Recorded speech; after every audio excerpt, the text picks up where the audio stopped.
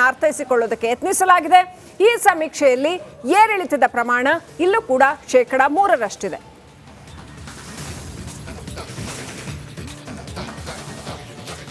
S ವೀಕ್ಷಕರೇ, ಬನ್ನಿ ಇನ್ನು ಕೆಲವೇ ಕ್ಷಣಗಳಲ್ಲಿ ಡಬಲ್ ಎಕ್ಸಿಟ್ ಪೋಲ್ ರಿಪಬ್ಲಿಕ್ ಕನ್ನಡದಲ್ಲಿ ಇಡೀ ದೇಶಾದ್ಯಂತ ಈ ಬಾರಿ 542 ಕ್ಷೇತ್ರಗಳ ಪೈಕಿ ಎಷ್ಟು ಕ್ಷೇತ್ರಗಳಲ್ಲಿ ಬಿಜೆಪಿ ನೇತೃತ್ವದ NDA ಮೈತ್ರಿಕೂಟ ಮತ್ತು ಮಲ್ಲಿಕಾರ್ಜುನ ಖರ್ಗೆ ನೇತೃತ್ವದ ಇಂಡಿ ಮೈತ್ರಿಕೂಟ ಎಷ್ಟು ಸ್ಥಾನಗಳನ್ನು ಗೆಲ್ಲಲಿದೆ ಅನ್ನೋದರ ಬಗೆಗಿನ ನಿಖರ ಮಾಹಿತಿಯನ್ನು ಇನ್ನು ಕೆಲವೇ ಕ್ಷಣಗಳಲ್ಲಿ ನೀಡ್ತಾ ಇದ್ದೀವಿ.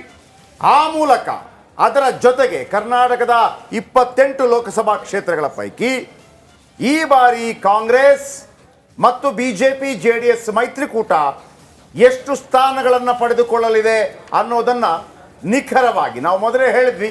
ಒಂದು ಚೂರು ಆ ಕಡೆ ಈ ಕಡೆ ಇದ್ರೂ ಕೂಡ ಅದೊಂದು 3% ಆಗಿರುತ್ತೆ. ಆದರೆ ಬಹುತೇಕ ಈ ಬಾರಿ NDA ಮೈತ್ರಿಕೂಟ 400 ಪಾರ್ ಅನ್ನುವಂಥ ವಿಚಾರವನ್ನು ನರೇಂದ್ರ ಮೋದಿ ಅವರು ಪದೇ ಪದೇ ಹೇಳ್ತಾ ಇದ್ರು. ಆದರೆ ಇಂಡಿ ಮೈತ್ರಿಕೂಟ ಈ ಬಾರಿ ಅಧಿಕಾರಕ್ಕೆ ಬಂದೇ ಬರುತ್ತೆ, ಬರೆದಿಟ್ಕೊಳ್ಳಿ, ಮುಂದೆ ಪ್ರಧಾನಿ ಆಗುವುದಿಲ್ಲ ನರೇಂದ್ರ ಮೋದಿ ಅಂತ ಹೇಳಿ ರಾಹುಲ್ ಗಾಂಧಿ ಅವರು ಕೂಡ ಹೇಳಿದರು. ಜೊತೆಗೆ ಉತ್ತರ ಪ್ರದೇಶದಲ್ಲಿ 40ಕ್ಕಿಂತಲೂ ಹೆಚ್ಚು ಸ್ಥಾನಗಳನ್ನು ಬರ್ತೀವಿ ಅಂತ.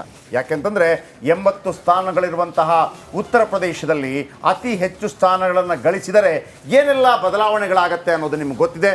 250 ಕ್ಷೇತ್ರಗಳಲ್ಲಿ ವೀಕ್ಷಕರೇ, 542 ಕ್ಷೇತ್ರಗಳ ಪೈಕಿ ಎಷ್ಟೇ ಪಾರ್ಟಿಗಳಿರಲಿ 250 ಕ್ಷೇತ್ರಗಳಲ್ಲಿ ಎರಡೇ ಪಕ್ಷಗಳ ನಡುವೆ ಜಿದ್ದಾಜಿದ್ದಿ, ಒಂದು ಕಾಂಗ್ರೆಸ್ ಒಂದು ಬಿಜೆಪಿ. ಅಲ್ಲೇನಾದರೂ ಕಳೆದ ಬಾರಿ ಕಾಂಗ್ರೆಸ್ 53 ಸ್ಥಾನಗಳಲ್ಲಿ ಜಯಗಳಿಸಿತ್ತು. ಒಂದು ಲೆಕ್ಕಾಚಾರ ಹೇಗಿದೆ ಅಂತಂದ್ರೆ, ಒಂದು ವೇಳೆ ಡಬಲ್ ಅಂದರೆ ಟ್ರಿಪಲ್ ಡಿಜಿಟ್ ಬಂದರೆ ನಡಿ ಈಗ ಶುರು ಮಾಡೋಣ.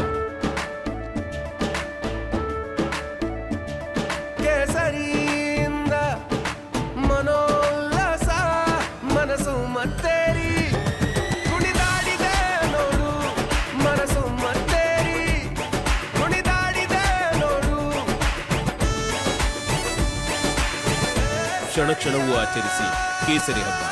ವಿಮಲ್ ಬಾಯಲ್ಲಿ ಹೇಳಿ ಕೇಸರಿ. ಕೇವಲ ಕಾಂಗ್ರೆಸ್ ಒಂದೇ ಪಾರ್ಟಿ 100ನ್ನು ಮೀರಿದರೆ ಕೆಲವು ದೊಡ್ಡ ಬದಲಾವಣೆಗಳಾಗತ್ತೆ ಅನ್ನುವಂತಹ ಲೆಕ್ಕಾಚಾರಗಳು, ಅಂದಾಜುಗಳು ರಾಜಕೀಯ ಪಡಸಾಲೆಯಲ್ಲಿ ಸಾಕಷ್ಟು ನಡೆದಿದೆ. ಈಗ ಬರ್ತಾ ಇರುವಂತಹ ದೊಡ್ಡ ಬ್ರೇಕಿಂಗ್ ನ್ಯೂಸ್. ಮಹಾಸಂಗ್ರಾಮದ ಫಲಿತಾಂಶಕ್ಕೆ ಕೌಂಟ್ ಡೌನ್. ಆಕ್ಚುಲಿ ಫಲಿತಾಂಶ 4ನೇ ತಾರೀಕಾದ್ರೂ ಕೂಡ ಇದು ಸೆಮಿಫೈನಲ್. ಬರೋಬ್ಬರಿ 80ಕ್ಕೂ ಅಧಿಕ ದಿನಗಳ ಕಾಲ ಬಹುತೇಕ ಎಲ್ಲಾ ಪಕ್ಷದ ನಾಯಕರು ಕಾಲಿಗೆ ಚಕ್ರ ಕಟ್ಟಿದವರಂತೆ ದೇಶದ ಉದ್ದಗಲಕ್ಕೂ ಕೂಡ ಸಂಚರಿಸಿ ಮತದಾನ ಪ್ರಕ್ರಿಯೆಯಲ್ಲಿ ಪಾಲ್ಗೊಳ್ಳುವ ಮತದಾರ ಮಹಾಪ್ರಭುವಿನ ಮನಸ್ಸನ್ನ ಒಲಿಸುವ ಪ್ರಯತ್ನವನ್ನ ಮಾಡಿದ್ದಾರೆ. ಹಾಗಾದ್ರೆ ಮತದಾರ ಯಾರ ಪರವಾಗಿ ನಿಂತಿದ್ದಾನೆ ಅನ್ನೋದನ್ನ ತಿಳಿದುಕೊಳ್ಳುವ ಪ್ರಯತ್ನ ಈ ಎಕ್ಸಿಟ್ ಪೋಲ್. ಎರಡೆರಡು ಪ್ರಖ್ಯಾತ ಸಂಸ್ಥೆಗಳು ನಡೆಸಿರುವ ಎಕ್ಸಿಟ್ ಪೋಲ್ನ ನಂಬರ್ಸ್ ಇನ್ನೇನು ಕೆಲವೇ ಕೆಲ ಕ್ಷಣಗಳಲ್ಲಿ ನಿಮ್ಮ ಮುಂದೆ ಇಡಲಿದ್ದೇವೆ. ಈಗಷ್ಟೇ ನಾನು ಹಾಗೆ ಶ್ರೀಲಕ್ಷ್ಮಿ ವಿವರಿಸ್ತಾ ಇದ್ವಿ ಹೇಗಾಗಿದೆ ಈ ಸರ್ವೆ, ಹೇಗೆ ಮಾಡಿದ್ದಾರೆ, ಎಷ್ಟು ಜನರನ್ನ ಸಂಪರ್ಕ ಮಾಡಿದ್ದಾರೆ, ಯಾಕೆ ಇದು ಆಕ್ಯುರೇಟ್, ಬಹುತೇಕ ಫಲಿತಾಂಶಕ್ಕೆ ಹತ್ತಿರವಾಗಬಲ್ಲಂತಹ ಎಕ್ಸಿಟ್ ಪೋಲ್ ಯಾಕೆ ಅನ್ನೋದಕ್ಕೂ ಕೂಡ ನಾವು ಈಗ ಆಲ್ರೆಡಿ ಒಂದಷ್ಟು ವಿವರಣೆಯನ್ನ ನೀಡಿದ್ದೇವೆ. ಯಾರಿಗೆ ಸಿಗಲಿದೆ ಮಹಾಭಾರತದ ಪಟ್ಟಾಭಿಷೇಕ? ಮೋದಿ ಅಶ್ವಮೇಧ ಕುದುರೆ ಓಟಕ್ಕೆ ಬೀಳುತ್ತಾ ಬ್ರೇಕ್? ಹೀಗಿರ್ತಕ್ಕಂಥ ಬಹಳ ದೊಡ್ಡ ಪ್ರಶ್ನೆ ಇದು. ಆದ್ರೆ ಅಬ್ಕಿ ಬಾರ್ 400 ಪಾರ್ ಅಂತ ಹೇಳಿದಾಗ್ಲೇನೆ ಒಂದು ನರೇಟಿವ್ ಸೆಟ್ ಆಯ್ತು. ಅದನ್ನ ಬ್ರೇಕ್ ಮಾಡೋದಕ್ಕೆ ಇಂಡಿ ಒಕ್ಕೂಟಕ್ಕೆ ಸಾಧ್ಯ ಆಗುತ್ತಾ? ರಿಪಬ್ಲಿಕ್ ಕನ್ನಡದಲ್ಲಿ ಡಬಲ್ ಎಕ್ಸಿಟ್ ಪೋಲ್ ಅನ್ನ ನಿಮ್ಮ ಮುಂದೆ ಇಡ್ತಾ ಇದ್ದೀವಿ ವೀಕ್ಷಕರೇ. ಕನ್ನಡ ಮಾಧ್ಯಮ ಲೋಕದಲ್ಲೇ ಇದು ಇಂಥದ್ದೊಂದು ಏಕೈಕ ಪ್ರಯತ್ನ. ಪಿಮಾರ್ಕ್ ಹಾಗೂ ಮ್ಯಾಟ್ರಿಸ್ ನಿಂದ ಜನರ ನಾಡಿ ಮಿಡಿತವನ್ನ ಪತ್ತೆ ಮಾಡುವಂತಹ ಬೃಹತ್ ಪ್ರಯತ್ನವನ್ನ ರಿಪಬ್ಲಿಕ್ ಕನ್ನಡ ಮಾಡಿದೆ. 77 ದಿನಗಳ ಲೋಕ ಸಮರದ ಕುರುಕ್ಷೇತ್ರ ಅಂತ್ಯವಾಗಿದೆ. ವಿಶ್ವದ ಅತಿ ದೊಡ್ಡ ಪ್ರಜಾಪ್ರಭುತ್ವದಲ್ಲಿ ಯಾವ ರೀತಿ ರಿಸಲ್ಟ್ ಬರುತ್ತೆ, ಜನರ ಮೂಡೇನು, ಮತದಾರನ ಅಭಿಪ್ರಾಯ ಏನು, ಇದೆಲ್ಲವನ್ನು ಕೂಡ ನಿಮ್ಮ ಮುಂದಿಡುವಂತಹ ಒಂದು ಪ್ರಯತ್ನ. ಈಗ ಅತಿಥಿಗಳನ್ನ ಕ್ವಿಕ್ ಆಗಿ ಒಂದು ನಂಬರ್ ಕೇಳ್ಕೊಂಡ್ಬಿಡ್ತೀನಿ. ಆ ನಂಬರನ್ನು ತೋರಿಸೋದಕ್ಕಿಂತ ಮುಂಚೆ ಸರ್, ಉಪಾಧ್ಯಾಯ ಸರ್, ಎಷ್ಟು 542ರಲ್ಲಿ ಎಷ್ಟು ಬಿಜೆಪಿ, ಎಷ್ಟು NDA, ಎಷ್ಟು ಇಂಡಿಯಾ ಒಕ್ಕೂಟ, ಎಷ್ಟು ನಂಬರ್ ಅಷ್ಟೇ? ನನ್ನ ಪ್ರಕಾರ ಬಿಜೆಪಿಗೆ ಸುಮಾರು 320ರಿಂದ 340 ಬರಬಹುದು. 340. ಎನ್ ಡಿ ಎ ಪಾರ್ಟ್ನರ್ಸಿಗೆ ಒಂದು 25ರಿಂದ 35-40ವರೆಗೆ ಬರ್ಬೋದು. 375. ವೀರಣ್ಣ ಕಾಂಗ್ರೆಸ್ಸಿಗೆ ಹೇಳ್ಬಿಡ್ತೀನಿ. ಕಾಂಗ್ರೆಸ್ಸಿಗೆ ನಾನು ಎಷ್ಟೇ ಲೆಕ್ಕಾಚಾರ ಹಾಕಿ ಎಷ್ಟೇ ಪುಷ್ ಮಾಡಿದ್ರು 100ರ ಗಡಿಗೆ ದಾಟಲಿಲ್ಲ. ಓನ್ಲಿ ಕಾಂಗ್ರೆಸ್. ಓನ್ಲಿ ಕಾಂಗ್ರೆಸ್ 50 ಕಳೆದ ಬಾರಿ 53 ಬಂದಿದ್ದು. ಎಲ್ಲೆಲ್ಲಿ ಸಿಗ್ಬೋದು ಅಂತ ಹೇಳಿ ಎಲ್ಲ ಸ್ಟೇಟ್ಗಳು ಹುಡುಕಿದ್ರು ಕೂಡ ನನಗೆ ಅನಿಸಿದ್ದು ಸುಮಾರು ಕಮ್ಮಿ ಅಂದರೆ ಒಂದು 60, ಜಾಸ್ತಿ ಅಂದರೆ 80-90. ಇಂಡಿ ಓವರ್ ಆಲ್ 140-150. ವೀರಣ್ಣ ಅವರು ಇಂಡಿ ಬಿಜೆಪಿ ಅಲೋನ್ 310+, ಅಲಯನ್ಸ್ 60+, ಟೋಟಲಿ 370ಕ್ಕಿಂತ ಹೆಚ್ಚು ಬರ್ಬೋದು. ಓಕೆ, ಚಂದ್ರಶೇಖರ್. ಬಿಜೆಪಿ NDA ಎಷ್ಟು, ಇಂಡಿ ಒಕ್ಕೂಟ ಎಷ್ಟು?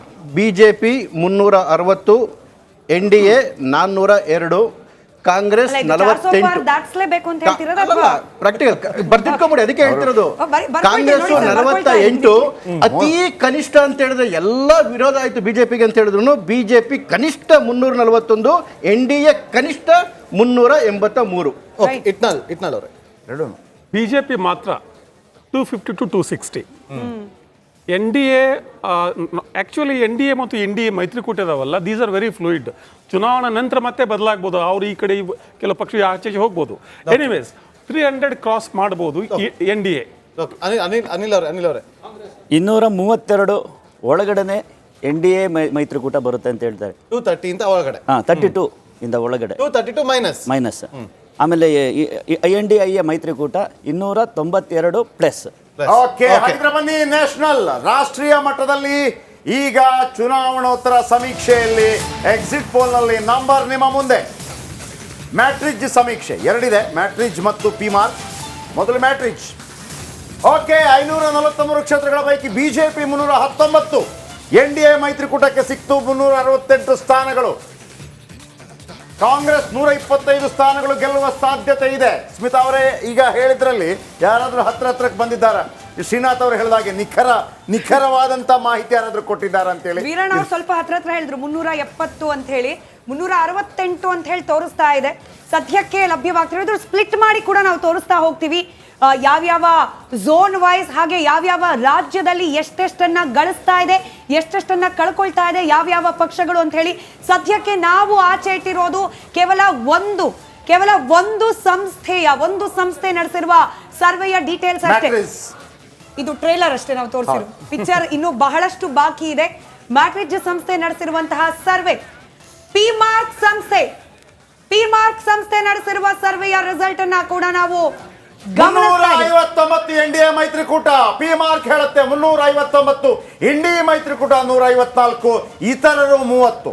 NDA ಮೈತ್ರಿಕೂಟ 359 ಅಂತಂದ್ರೆ ಕಳೆದ ಬಾರಿಯಷ್ಟು, ಅಂದ್ರೆ NDA ಮೈತ್ರಿಕೂಟ ಇದು ಕೇವಲ ಬಿಜೆಪಿ ಅಲ್ಲ, ಬಿಜೆಪಿ ಕಳೆದ ಬಾರಿ 303 ಮತ್ತು ಉಳಿದದ್ದು ಸೇರಿ.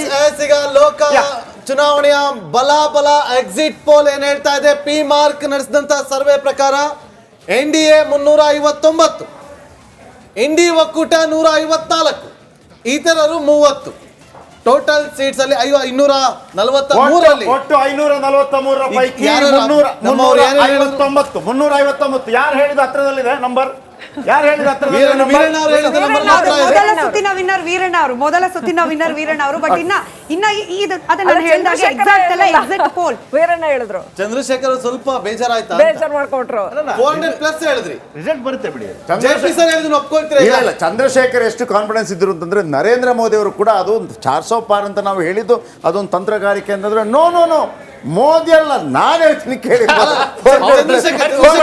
ಚಂದ್ರಶೇಖರ್ ಜಯಪ್ರಕಾಶ್ ಶೆಟ್ಟಿ ಅವರು ಮಾತಾಡ್ತಾರೆ. ನಂದೊಂದು ಯೂಟ್ಯೂಬ್ ನಲ್ಲಿ ನನ್ನ ಚಾನಲ್ ಅಲ್ಲಿ ವಿಡಿಯೋನ ಮಾಡ್ಬಿಟ್ಟಿದ್ದೀನಿ, ಸ್ಟೇಟ್ ಬೈ ಸ್ಟೇಟ್.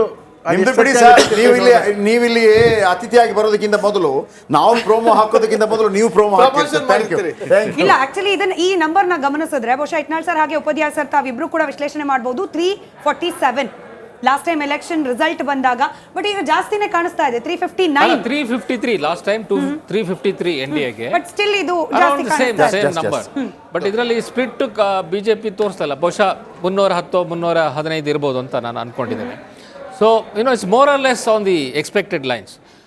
ಮೋದಿ ಅವರು 400 ಯಾಕೆ ಹೇಳಿದ್ರು ಅಂದರೆ ಅಟ್ಲೀಸ್ಟ್ ಇಷ್ಟಕ್ಕೆ ಟ್ರೈ ಮಾಡಲಿ ಅಂತೇಳಿ. ಅವ್ರು 300 ಹೇಳಿದ್ರೆ 250 240 ನಿಂತ್ಕೊಂಡ್ಬಿಡೋದು. See that was the strategy which really work. ಒಂದು ಸ್ಮಾಲ್ ಕ್ವಶನ್, ಯಾಕಂತಂದ್ರೆ ಈಗ ನೋಡಿ ಪ್ರತಿಯೊಂದು ರ್ಯಾಲಿ, ಒಂದು ಮೆರವಣಿಗೆ ಇದೆಲ್ಲವೂ ಕೂಡ ತುಂಬಾ ದೊಡ್ಡ ಮಟ್ಟದಲ್ಲಿ ಚರ್ಚೆಗಳಾಗುತ್ತೆ. ಸಿದ್ದರಾಮಯ್ಯ ಅವರಿಗೆ ದೊಡ್ಡ ಒಂದು ರೀತಿಯಲ್ಲಿ ಪ್ಲಸ್ ಪಾಯಿಂಟ್ ಆಗಿದ್ದು ಅದು ಬಳ್ಳಾರಿ ಒಂದು ಯಾತ್ರೆಯನ್ನ ಮಾಡಿದ್ದು, ರ್ಯಾಲಿಯನ್ನ ಮಾಡಿದ್ದು. ವಿಧಾನಸಭಾ ಚುನಾವಣೆಗೂ ಮುಂಚೆ ರಾಹುಲ್ ಗಾಂಧಿ ಅವರು ಭಾರತ ಜೋಡೋ ಯಾತ್ರೆಯನ್ನು ಮಾಡಿದ್ರು. ಪಂಚ ಸ್ಟೇಟ್ ಎಲೆಕ್ಷನ್ ಟೈಮಲ್ಲಿ ಅದೊಂಚೂರು ವರ್ಕೌಟ್ ಆಗಿತ್ತು. ಈ ಬಾರಿ ನ್ಯಾಯ ಯಾತ್ರೆ ಮಾಡಿದ್ರು. ಆದರೆ ಅವರು ಯಾತ್ರೆ ಮಾಡಿದ್ದು ಲೋಕಸಭಾ ಚುನಾವಣೆಯಲ್ಲಿ ಗಮನದಲ್ಲಿ ಇಟ್ಕೊಂಡು ಮಾಡಲಿಲ್ವಾ? ಹಾಗಾದ್ರೆ ಅದು ಎಲ್ಲೂ ಕೂಡ ಗೇನ್ ಆಗಲಿಲ್ವ ಅವ್ರಿಗೆ?